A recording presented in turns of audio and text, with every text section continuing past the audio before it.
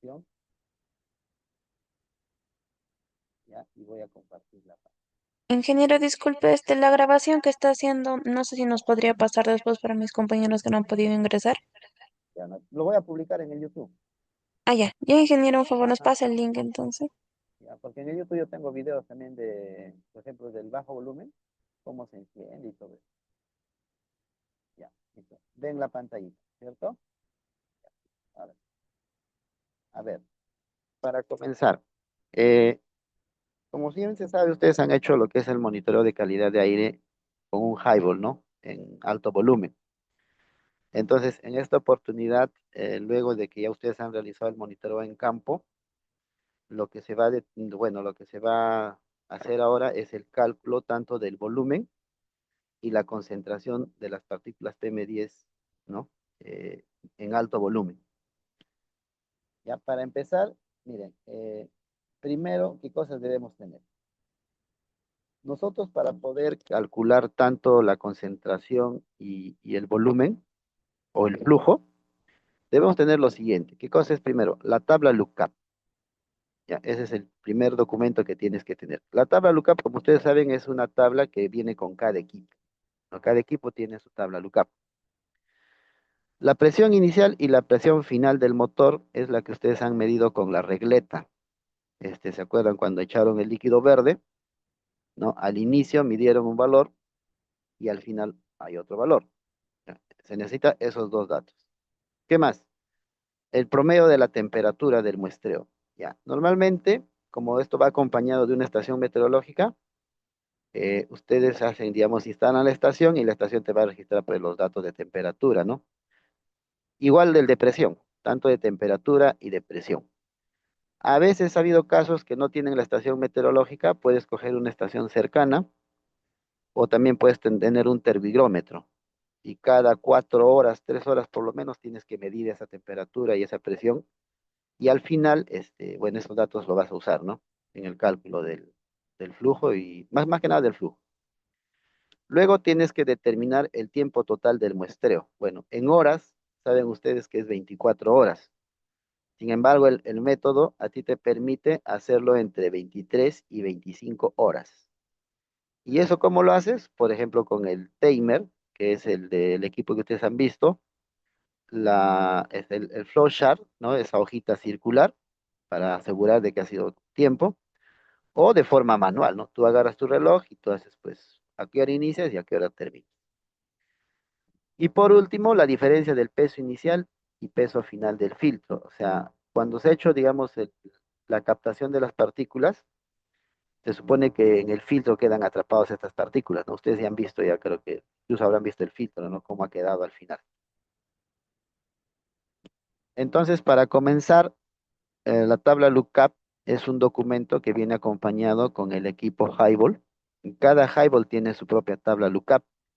¿Y cómo lo identificas? Por lo general te va a venir la carátula o la primera hoja, que es esta de aquí, que te va a decir la marca del equipo, ¿no? En este caso el equipo es marca Thermoscientific, ¿no? Hay marca Tisch, hay marca Anderson, hay marca, ahora último he visto una marca TDA, creo que es algo así. Hay marcas chinas, ahora último que han salido. Incluso hasta allá hay peruanos que han hecho, claro, lo han copiado. El peruano es ingenioso, el peruano lo puede hacer.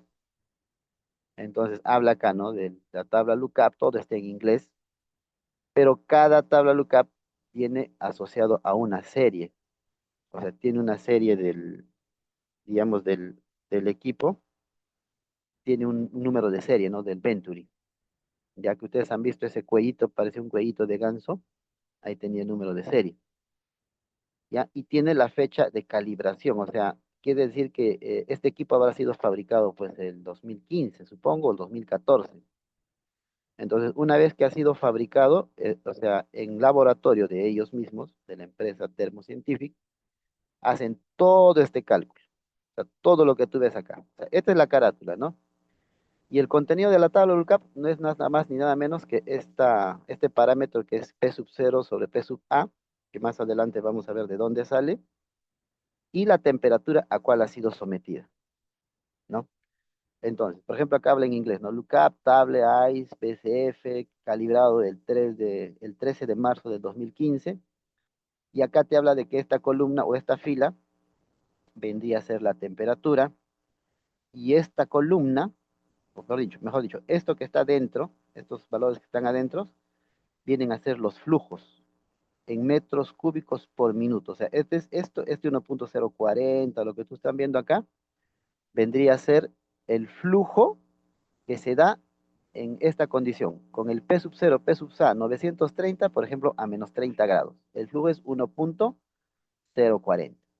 No, si agarro otro parámetro, por ejemplo, 0.970 a 8 grados, el flujo es 1.133. Y así, ¿no? Son varias hojas. Hay temperatura mínima incluso hasta 33.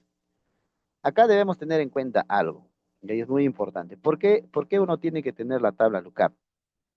Porque el equipo tiene un rango de medición. O sea, te dice acá, mira, el flujo, por ejemplo, que puede medir el equipo, dice que es desde 1.040 metros cúbicos a menos 32 grados hasta 41.10, ¿no? 41.10 metros cúbicos por minuto a 36 grados. Ese es el rango, digamos, de flujo que puede medir el equipo dependiendo de la temperatura. Por ejemplo, si tú acondicionas en el lugar, ponte una temperatura de 36 grados y te sale un valor, por decir, de 0.979 de esto de la presión del motor y todo, entonces tu flujo va a ser 41.1, ¿no? Es una condición muy extrema, ¿ya? Y el rango, digamos, de este equipo, según lo que han calculado, es entre 0. Ya se va a acabar este. Entre 0.930 y 0.979, ¿ya? Eso para que quede claro, ¿ya? Estito, por favor, presten bastante atención porque después lo vamos a usar. Entonces, yendo al campo, ustedes ya han hecho el muestreo, han llenado su cadena de custodia y han registrado justamente la presión del motor, ¿no es cierto? O sea, les había explicado que el primer dato, dice acá, ¿no? La tabla lookup ya está. Ahora nos toca lo que es la presión inicial y final del motor. ¿Dónde está eso? Eso está en la cadena de custodia, ¿no? Vamos a solamente hacer del punto uno, porque el punto 2 ya lo han hecho ustedes con otra estación. Entonces, según el dato que ustedes han brindado, acá está, mira, el diferencial de presión. Dice, ¿no? La presión inicial fue 8.7 y la presión final fue 9.2. Entonces, este dato uno tiene que anotar. ¿Y cómo lo vas a identificar? Lo vas a identificar así, ¿no? P sub 1 y P sub 2. ¿En qué unidades está esta presión? Esta presión está en pulgadas por agua, así. O sea, el valor de esa regleta que ustedes tenían, las unidades es en pulgadas de agua, ¿ya? Siguiente dato. Habla de la presión atmosférica y temperatura ambiental. O sea, ese es el tercer dato que se necesita, ¿no? Promedio de temperatura y promedio de la presión atmosférica. ¿De dónde sacamos esos datos? Simplemente de la estación meteorológica. Cuando se hace la descarga de digamos, de la data meteorológica, bueno, yo les he dado creo que cada 10 minutos, pero no es necesario cada 10 minutos. Por ejemplo, para elaborar tu rosa de vientos, el programita que tiene el WR Plot, que es este de la WeatherLink, solamente te permite ingresar datos de cada hora, o sea, 14 horas, 15 horas, 16, incluso hasta las 13 horas. Pero si tú quieres ser más preciso, le puedes sacar el promedio de repente cada 10 minutos, cada minuto, ya depende cómo tú lo has configurado tu estación meteorológica. En este caso yo ya lo he separado, ¿no? Mira, le he quitado, por ejemplo, las horas que son 14 y 10, etcétera, y simplemente acá tengo el registro de temperatura de cada hora.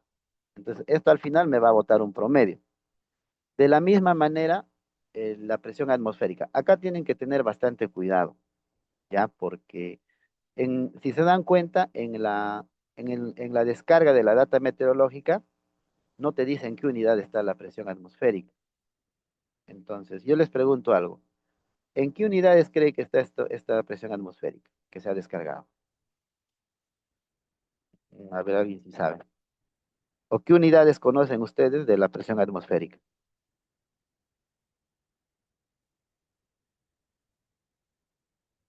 ¿Están despiertos?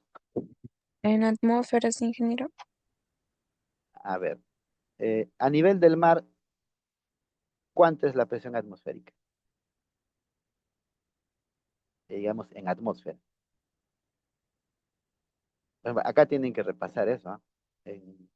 La presión atmosférica hay en bar, milibar, pascal, kilopascal, torricelli, milímetros de mercurio, etc. Entonces, yo les pregunto algo.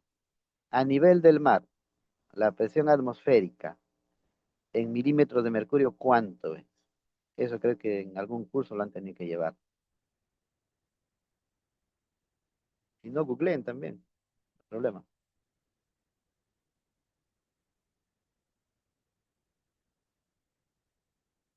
¿Alguna respuesta, por favor? Del nivel del mar, ingeniero, 760 milímetros de mercurio. Milímetros de mercurio. Ya. ¿Y en función de qué varía la presión atmosférica? ¿Cuáles son, digamos, qué cosa influye para que la presión atmosférica sea menor, mayor en ciertos lugares? La altura, ingeniero. Correcto, la altura. ¿Y cuál es la proporción? O sea, a mayor altura, la presión disminuye, ¿cierto? Sí, ingeniero. Entonces justamente acá, mira, tú te das cuenta, dice 650. Estamos a 3600 y picos metros sobre el nivel del mar. ¿Creen ustedes que a esa altitud puede tener una presión en milímetros de mercurio? O sea, podría ser lógico. Estamos hablando 650. Claro, está menos de 760, pero 650 puede ser. Entonces, tú tienes que identificar acá, bajo ese parámetro, una de las fórmulas es bien sencilla, mira, ahora que existe Internet, Google y todo. Tú entra al Google, busca este cálculo de presión en función de la altura y te va a salir ahí como unas hojas de cálculo donde dice, ¿no? Tú ingresas, por ejemplo, 3680 y te va a salir en diferentes unidades. Entonces, a ver, ingrésenlo, por favor.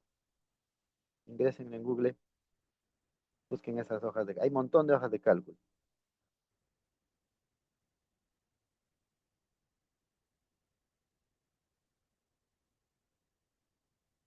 Me avisan, ya ¿Cómo dice, ingeniero? Cálculo de... a ver, mejor voy a entrar acá. Mira, por ejemplo, vamos por acá. Más rápido, ahí. Yo voy a entrar acá al Google, voy a poner, mira, cálculo de presión en función de la altura. Así. Ahí va, esas hojas de cálculo. Mira, tomas en cuenta en internet. Acá dice calculadora, mira. Acá vamos a entrar. Entonces, mira, aquí dice, por ejemplo, acá está en milibar, ¿ve? Milibar. Acá milibar. A ver, mira, 680 metros. Mira, en milibares me está botando ¿cuánto? 642. Díganme ustedes si se parece o no. ¿Sí o no? 650, 643, hay 8 unidades de diferencia. Exactamente la latitud yo no la tengo, pues, ¿no? Ustedes son los que han registrado. Pero según lo que estoy viendo, esto estaría en unidades en lo que es en milibares, ¿no es cierto? Ahora, si yo lo hago en milímetros de mercurio, mira, hago la unidad 481. Entonces, descartado que esto de aquí, descartado que esto de aquí está en milímetros de mercurio. ¿En qué unidad estaría? En milibares, ¿no? Entonces, tú ya sabes que estos son milibares.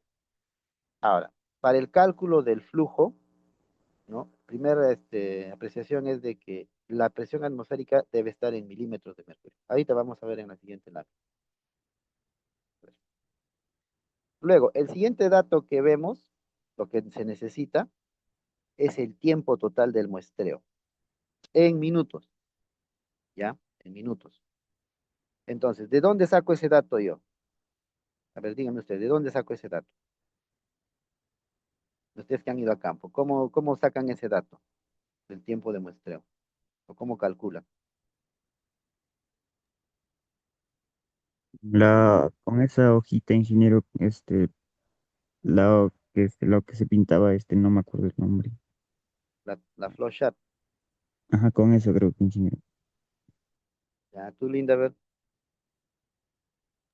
Sí, ingeniero, en esa medio hojita redondita, circular ahí, creo, ingeniero. Ya, pero en teoría, ¿cuánto tiempo han hecho cada punto? 24 horas, ingeniero. Ya, entonces, la hojita básicamente es para verificar de que ha funcionado las 24 horas, ¿no? Les había dicho. Es para confirmar.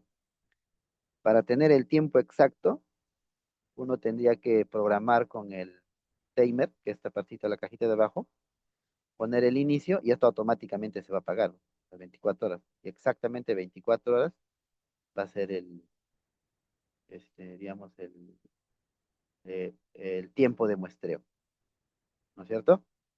La otra opción que ustedes hacen es hacerlo manual. O sea, tú agarras tu reloj, exactamente empiezas 2 de la tarde y al día siguiente tienes que terminar 2 de la tarde. Esa es la tercera opción. Ahora, para convertir a minutos, ¿qué tengo que hacer? Porque yo he hecho en horas, ¿no es cierto? Simplemente conversión. O sea, multiplico 24, cada hora 60, ¿no? 24 por 60, ¿qué más? ¿Y cuánto sería? 24 por 60. Mil y tantos, ¿no? No me equivoco. A ver, calculen eso mientras pasa al otro. Ya, luego, eh, el otro dato que se necesita es el peso del filtro. Bueno, ustedes, como ustedes han hecho el muestreo, lo que se ha mandado al laboratorio es solamente el pesaje del filtro.